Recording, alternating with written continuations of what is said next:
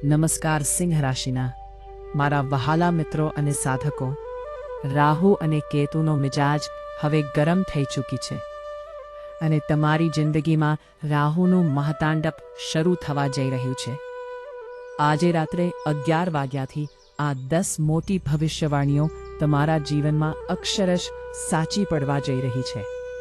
હું 2 હાથ જોડીને તમને વિનંતી કરું છું કે આજના આ વિડીયોને સામાન્ય સમજા પડવાની ભૂલ બિલકુલ ના કરતા, નહીંતર તમે અને તમારો આખો પરિવાર રાહુના આ ભયંકર વાવાઝોડામાં અને મોટા સંકટોમાં ઘેરાઈ જશો, જે રાહુ છેલ્લા ઘણા વર્ષોથી તમારે રડાવી રહ્યો હતો. નાના કામોમાં પણ તમારે એડી ચોટીનો જોર લગાવવો પડતું હતું. એક રૂપિયો કમવામાં તમને નાની યાદ આવી જતી હતી. હવે એ જ રાહુ પોતાના તોફાથી તમારી જિંદગીમાં ધન દોલતની મોટી નદી વહેવડાવવાનો છે. તમે જ્યાં પણ હાથ મૂકશો ત્યાંથી ધન દોલત નીકળવા લાગશે અને તમારું દરેક કામ ચપટી વગાડતામાં પૂરું થવા લાગશે. પરંતુ મિત્રો, આની એક નાની એવી શરત છે કે તમારે રાહુની ચાલ અને તેના નિયમો અનુસાર ચાલવું પડશે. જો તમે એક નાની સરખી ભૂલ પણ કરી તો તમારી જિંદગીની બધી જ ખુશીઓ રાહુ પાછી છીનવી લેશે. અજાણતામાં તમે રોજબરોજ એવી કેટલીક ભૂલો કરો છો જેનાથી રાહુ તમારાથી નારાજ થાય છે અને શનિ પણ તમારા પર ભારે પડે છે. તેથી આજે હું તમને 2 હાથ જોડીને વિનંતી કરું છું કે આ વિડીયોમાં હું જે સાવધાનીઓ અને ભવિષ્યવાણીઓ જણાવવા જઈ રહ્યો છું તેને અત્યંત ધ્યાનથી સાંભળજો. જો તમે એક પણ વાતને અનદેખી કરી તો તેનું મોટું નુકસાન તમારે અને તમારા પરિવારે આવનારા ઘણા વર્ષો સુધી ભોગવવું પડી શકે. આ વિડીયોમાં હું તમને એ પણ જણાવીશ કે આવનારા 7 દિવસોમાં તમારા પર કયા 3 મોટા અને ભયાનક સંકટો આવવાના છે. જ્યારે રાહુનું વાવાઝોડું આવે છે અથવા તે રાશિ પરિવર્તન કરે છે ત્યારે મોટા સંકટો આવવાની સંભાવના રહે છે. આ સંકટોથી કેવી રીતે બચવું તે હું તમને વિગતવાર જણાવીશ. સાથે જ શનિની સાડાસાતીની જે ત્રીજો તબક્કો તમારા પર ચાલી રહ્યો છે તે દરમિયાન તમારે કઈ વસ્તુઓ ગુમાવવી પડી શકે છે તે પણ જણાવીશ.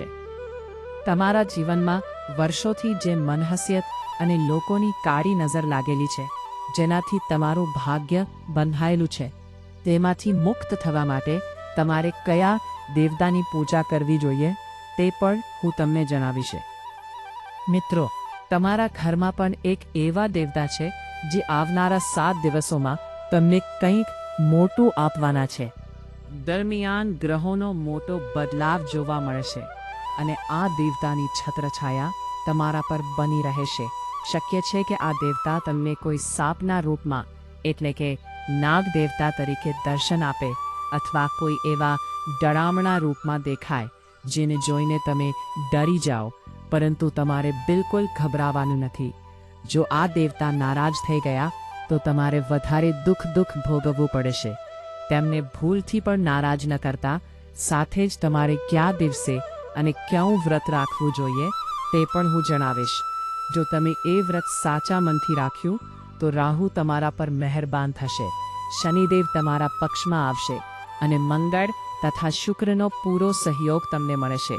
એટલે કે 9 ગ્રહો તમારા પર પ્રસન્ન થશે. આ વિડીયોને હળવાશથી લેવાની ભૂલ ન કરતા.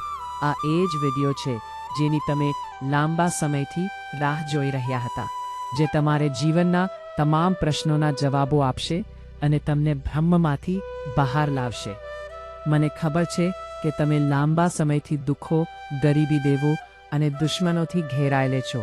ઘરમાં કે પરિવારમાં તમારું મન નથી લાગતું, રાત્રે ઊંઘ નથી આવતી અને જીવનમાં ખાલીપણું લાગે છે. આ બધામાંથી બહાર આવવા માટે તમે ઘણા બાબા અને તાંત્રિકો પાસે ગયા હશો, પૈસા ખર્ચ્યા હશે, પણ કોઈએ તમને સાચો રસ્તો નહીં બતાવ્યો, માત્ર તમારો ફાયદો ઉઠાવ્યો છે. પરંતુ હવે તમે બિલકુલ સાચી જગ્યાએ આવ્યા છો. અહીં તમારે 1 રૂપિયો પણ આપવાનો નહીં. હું તમને સાચો માર્ગ બતાવીશ, જેના પર ચાલીને તમે આ તમામ સંકટોમાંથી મુક્તિ મેળવી શકશો. જે વ્યક્તિ આ વિડીયોને સૌથી પહેલાં લાઈક કરશે અને કોમેન્ટ બોક્સમાં પૂરી શ્રદ્ધાથી 3 વાર જય શનિદેવ લખશે, તેને ગુરુજીના સીધા આશીર્વાદ મળશે અને આવનારા 24 કલાકમાં કોઈ મોટી ખુશખબરી મળશે. તમારું દરેક અટકેલું કામ પૂરું થશે. જો તમારા જીવનમાં કોઈ મોટી મુશ્કેલી હોય તો તે પણ કોમેન્ટમાં જણાવો.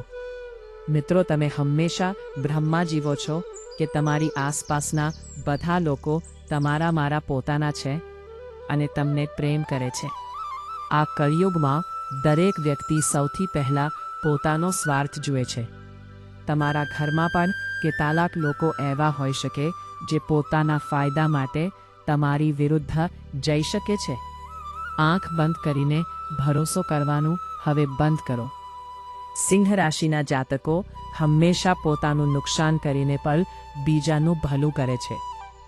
જો તમારા ખિસ્સામાં દવા માટેના છેલ્લા 100 રૂપિયા હોય અને કોઈ જરૂરિયાતમંદ તમારી પાસે મદદ માંગે, તમે દવા ભૂલીને એ પૈસા તેને આપી દો છો.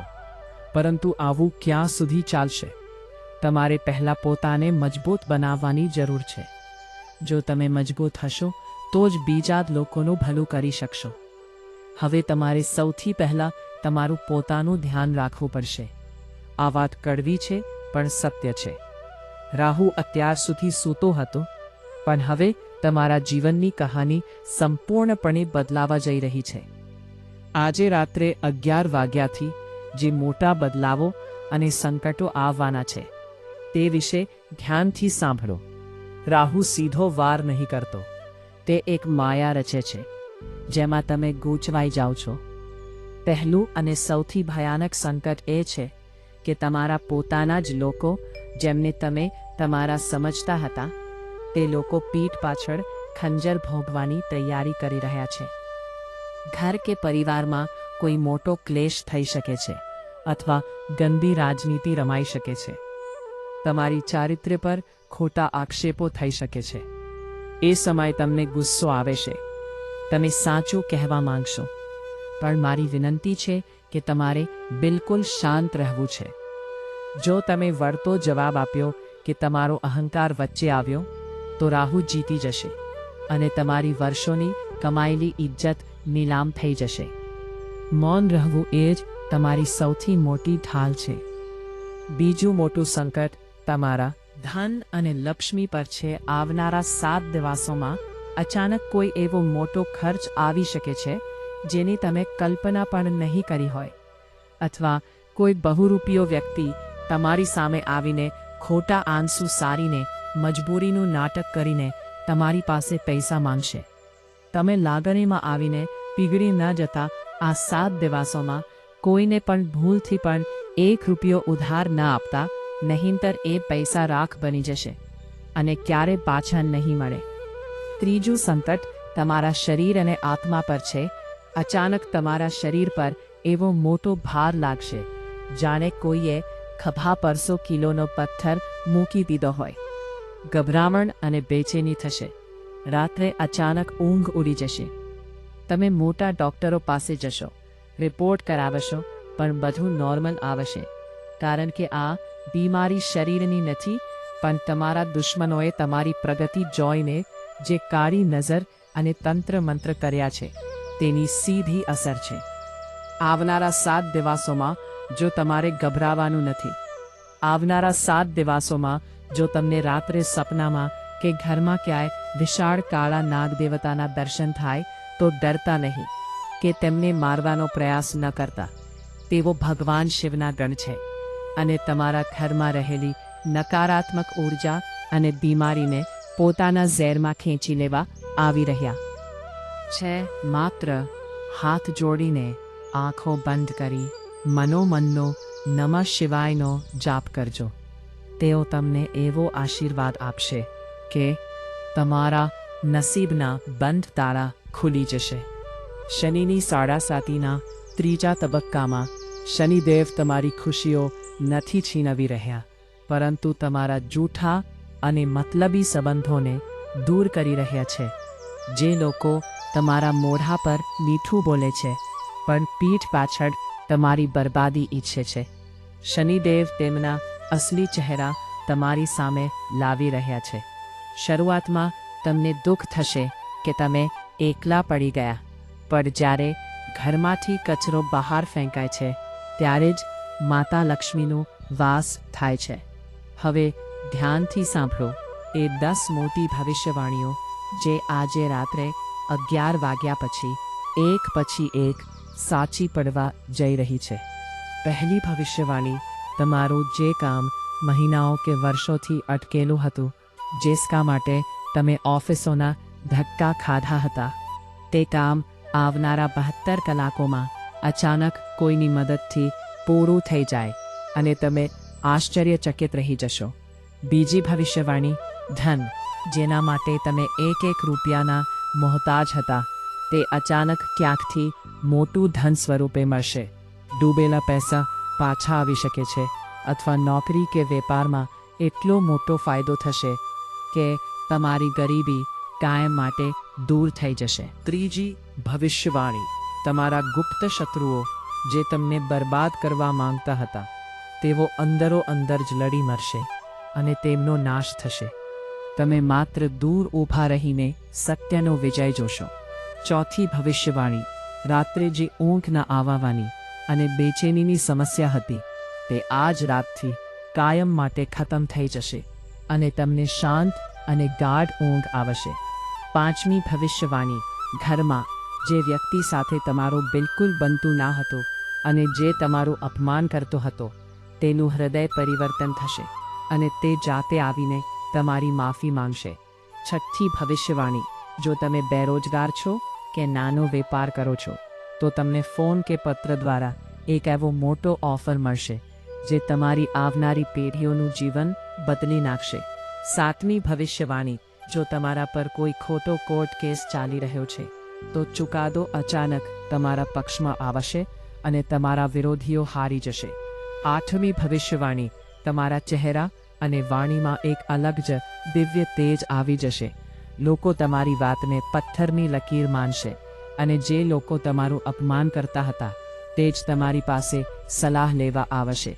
નવમી ભવિષ્યવાણી, વહેલી સવારે એટલે કે બ્રહ્મ મુહૂર્તમાં તમને શિવ મંદિર, શુદ્ધ વહેતું પાણી કે કોઈ સાધુના આશીર્વાદનું ચમત્કારિક સપનું આવી શકે છે, જેનો અર્થ છે કે ભગવાને તમને પોતાના શરણમાં લીધા છે. 10મી અને સૌથી મોટી ભવિષ્યવાણી, આજે રાત્રે 11 વાગ્યા પછી તમારી જન્મકુંડળીના 9મા ભાવમાં એક એવો શક્તિશાળી રાજયોગ બનવા જઈ રહ્યો છે જે તમને નરક જેવી જિંદગીમાંથી કાઢીને રાજાઓ જેવી સુખ સુવિધા આપશે.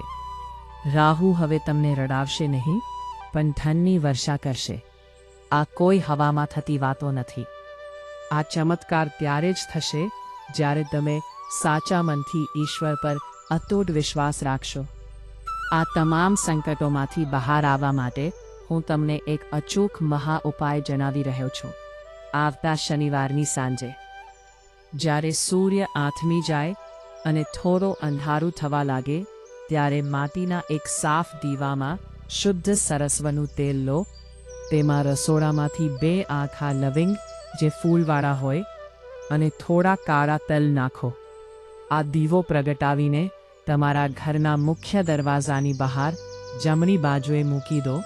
ત્યાં ઊભા રહીને હાથ જોડી શનિદેવને પૂરા વિશ્વાસ સાથે પ્રાર્થના કરો કે હે શનિદેવ, મારા ઘરની ગરીબી, દુઃખ, બીમારી અને કાળી નજર આ અગ્નિમાં બળીને ભસ્મ થઈ જાય. મારો વિશ્વાસ કરો, આ દીવાની જ્યોત જોઈને યમરાજ પણ પાછા ફરી જશે. બાજુથી ધનદોલત આવવા લાગશે છે. મેં મારી ફરજ પૂરી ઈમાનદારીથી નિભાવી છે. બ્રહ્માંડનો જે સંકેત હતો તે મેં તમારા સુધી પહોંચાડી દીધો છે. હવે આ તમારા હાથમાં છે કે તમે આને અપનાવીને તમારું ભાગ્ય બદલો છો કે પછી તેને અનદેખું કરો છો. જો તમે ખરેખર તમારી દુઃખભરી જિંદગી બદલવા માંગતા હો તો અત્યારે જ કોમેન્ટ બોક્સમાં પૂરી શ્રદ્ધાથી 3 વાર લખો, જય શનિદેવ, તમારી આ અરજી સીધી ભગવાન સુધી પહોંચશે. આ વિડીયોને સૌથી પહેલા લાઈક કરો અને તમારા એવા 5 મિત્રો કે સંબંધીઓ સાથે શેર કરો જે દુઃખોથી હારી ચૂક્યા છે. કદાચ તમારું એક શેર કોઈની જિંદગીને બચાવી લે. બીજાનું ભલું કરશો તો મહાદેવ તમારું ભલું કરશે. જાઓ મિત્રો, આજે રાત્રે 11 વાગ્યા પછી તમારી જિંદગીમાં એક નવી અને સુવર્ણ સવાર પડવાની છે. તમારા સૌથી સારા દિવસો હવે શરૂ થઈ ચૂક્યા છે. જય શનિદેવ. હર હર મહાદેવ.